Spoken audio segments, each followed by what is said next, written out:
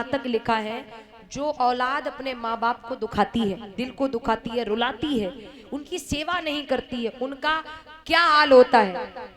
यम के दूत ले जाकर उनका ही शरीर और यानी खोज खोज कर और उसी के मुंह में ठूसते हैं।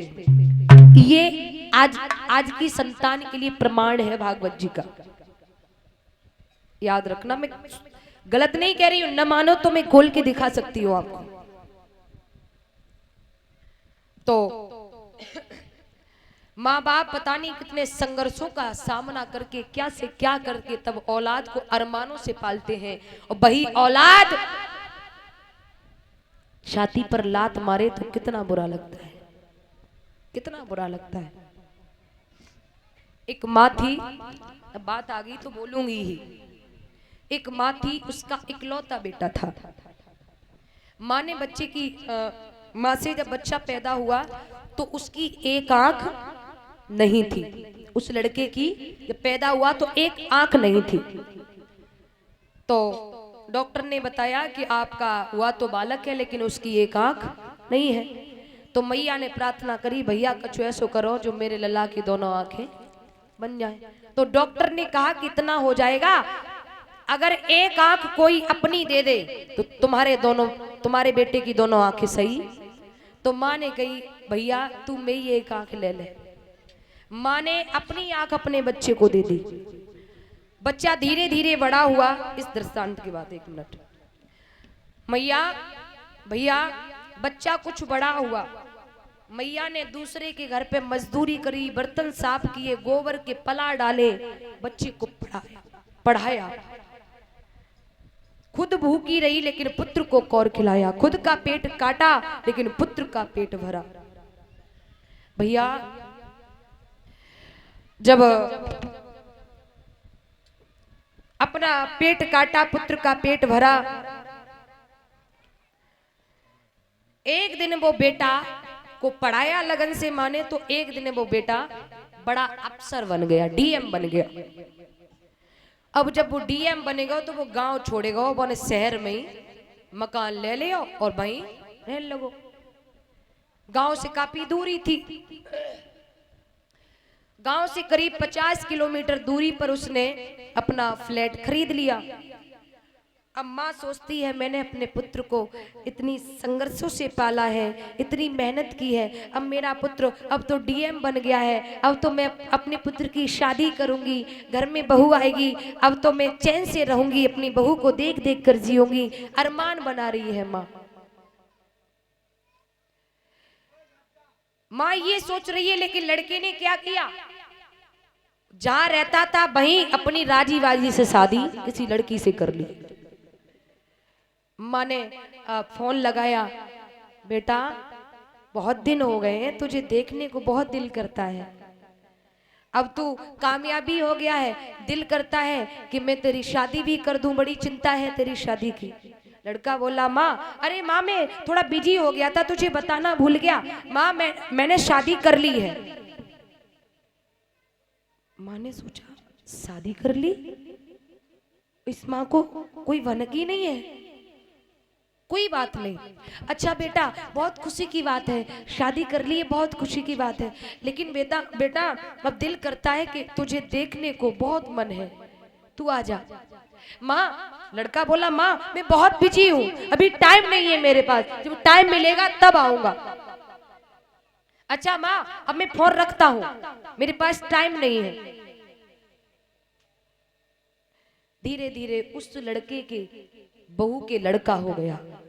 माँ ने फिर फोन किया, बेटा अभी तक तू नहीं आया, तू ही तो इकलौता है मेरा, तुझे तो देख करके जीऊंगी मैं, बेटा तू आ जा।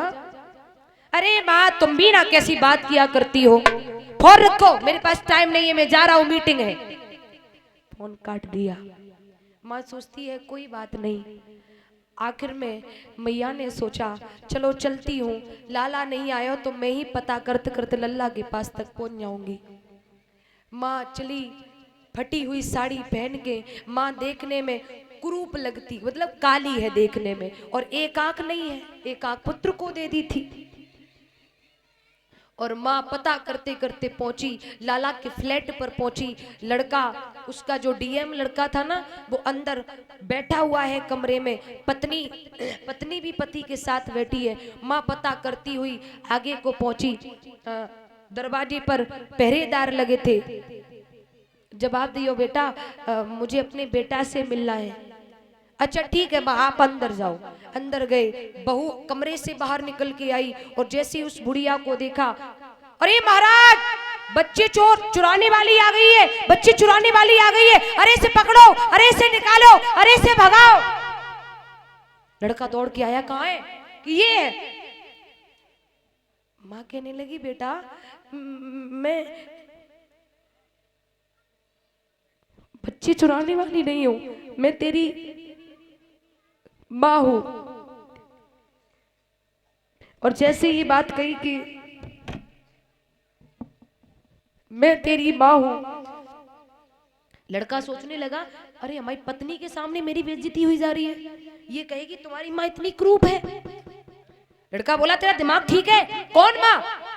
मेरी माँ? अरे तू मेरी माँ कैसे हो सकती है? बताओ, तेरी आंख नहीं है, तू ढेड़ी है, अरे शकल की न सूरत की, चल निकल यहाँ से।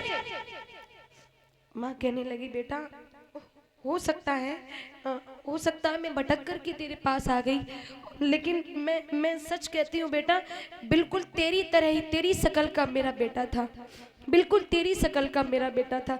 मैं हो सकता है गलत आ गई। अच्छा ठीक है, मैं जाती हूँ। निकल यहाँ से। भैया माँ को ढकेला मार दिया। माँ ऊपर से नीचे उतर के आ रही थी। माँ ने सोचा कि मैंने इतना संघर्ष किया अपने पुत्र के लिए, लेकिन उसने भी ये कह दिया कि मेरी ये माँ नहीं है। माँ ऊपर से उतर के आई, अपनी जो साड़ी पहने थी ना, उस साड़ी को उतारा और साड़ी उतार करके पहरेदार दरवाजे पर जो था उसे बुलाया, भैया एक मेरी चिट्ठी लिख दे। उसके हाथों से चिट्ठी लिखवाई। बेटा, जिसे तू डैडी कह करके पुकारा ना, जिस माँ से तुझे अपनी बेइज्जती लग रही थी, लेकिन बेटा सच ये है कि मैं शुरुआत से डैडी नहीं हूँ, शुरुआत से मैं कानी नहीं हूँ। बेटा जब तू छोटा था ना, तो तेरी एक आंख नहीं थी, मैंने अपनी आंख निकलवा करके तुझे दे दी है, तब तेरी दो आंख हुई है। लेकिन कोई बात नहीं बेटा, तो कभी भी मेरे न होने का अफसोस न करना बेटा, क्योंकि ये मत सोचना कि तेरी माँ इस संसार में नहीं रही, एक आंख के रूप में ही तेरी माँ तेरे साथ हमेशा रहेगी। जो तेरी दूसरी आंख है, ये समझ लेना कि यही तेरी माँ है। इतना कह के उस माँ ने क्या किया, वो पत्र लो और पत्र लेके साड़ी के छोक में बांध लो, और साड़ी गले में बांधी। ऊपर पंखा लटक रहा था, पंखे में साड़ी बांध कर मैया लटक गई। ऊपर से वो लड़का उतर कर आया, जो डीएम था वो उतर कर आया, और जैसे ही लटका हुआ देखा, वो पछाड़ खा के गिर गया। अरे हमसे बहुत बड़ी गलती हो गई, अरे हमसे ये क्या हो गया, अरे हमसे ये क्या हो गया। तब तक उसकी निगाह पड़ी चौक की तरफ। चौक खोल करके देखा तो उसमें एक पत्र लिखा है, और उस पत्र में लिखा है कि बेटा मैं तेरी माँ हूं, मैं तेरी माँ हूं, मैं शुरुआत से कानी नहीं हूं, मैंने अपनी एक आंख तुझे दी है, तब मैं कानी बनी हूं। पुत्र मैं तेरी माँ हूं, लेकिन पुत्र मैं तो जा रही हूं इस संसार से, मैं चली जाऊं तो ये मत सोचना कि तेरी माँ नहीं है, तेरी माँ मर गई है, ये मत सोचना। क्योंकि पुत्र जो तेरी दूसरी आंख है, वो ही, उस आंख को ही तू समझ लेना कि तेरी माँ हमेशा तेरे पास है, हमेशा तेरे साथ है। और जैसे ही पढ़ा महाराज, जैसे ही पत्र पढ़ा, लड़के के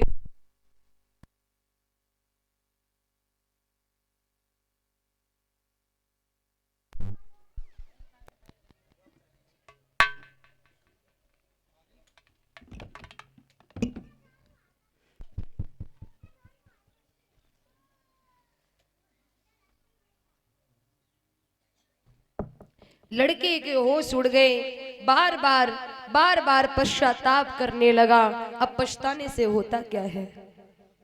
इसलिए कहते हैं महाराज, आप कितने भी करोड़पति हो जाए लेकिन कभी भी माँ बाप को पीठ मत देना, क्योंकि माँ बाप ही भगवान का दूसरा रूप हुआ करते हैं। परमात्मा ने ये कहा था, वत्स हम तो शरीर लेकर संसार में नहीं जा सकते, लेकिन मैं अपना दूसरा रूप तुम्हारे माता पिता के रूप में भेज रहा हूँ, वो मेरा ही रूप है। ये मत समझना कि माँ बाप कोई अलग है, वो माँ बाप मैं ही हूँ। इसलिए निवेदन है, कभी भी माँ बाप को पीठ मत देना। कभी भी कुछ चीजों में इंसान को कभी भी शर्म नहीं करनी चाहिए। कुरूप माँ बाप हो, लंगड़े लूले ढेड़े जैसे भी हैं, आप ये मत सोचना मैं करोड़पति हो गया तो ये जनता देखेगी कहेगी अरे ये इनके माता पिता है। कभी भी इस चीज में शर्म मत करना, कभी भी ये कहने में शर्म मत करना कि ये मेरे माता पिता हैं। चाहे ढेड़े लंगड़े लूड़े जैसे भी हैं, गर्व से कहना कि हाँ मेरे पिता है, हाँ मेरी माँ है ये। क्योंकि एक माँ औलाद को क्या से क्या बनाने के लिए खुद भिखमंगी बन जाती है, अपना सब कुछ लुटा देती है। इसलिए आप सभी से निवेदन है हाथ जोड़कर कि अगर हो सके तो आप हमें इतनी भीख दे देना, आप अपने माता पिता की नित्य सेवा करना। अगर वो आपसे गुस्से में कुछ बोल भी दें तो कभी आप उनसे गलत लफ्ज मत बोलना, उनकी सेवा करना मत छोड़ना। आप सभी से निवेदन है, क्योंकि हम अगर अपने माँ बाप की सेवा करेंगे, हमारी पीछे पीढ़ी खड़ी है वो भी सेवा करना जानेगी कि सच में सेवा क्या है, सच में धर्म क्या है। क्योंकि कहा भी है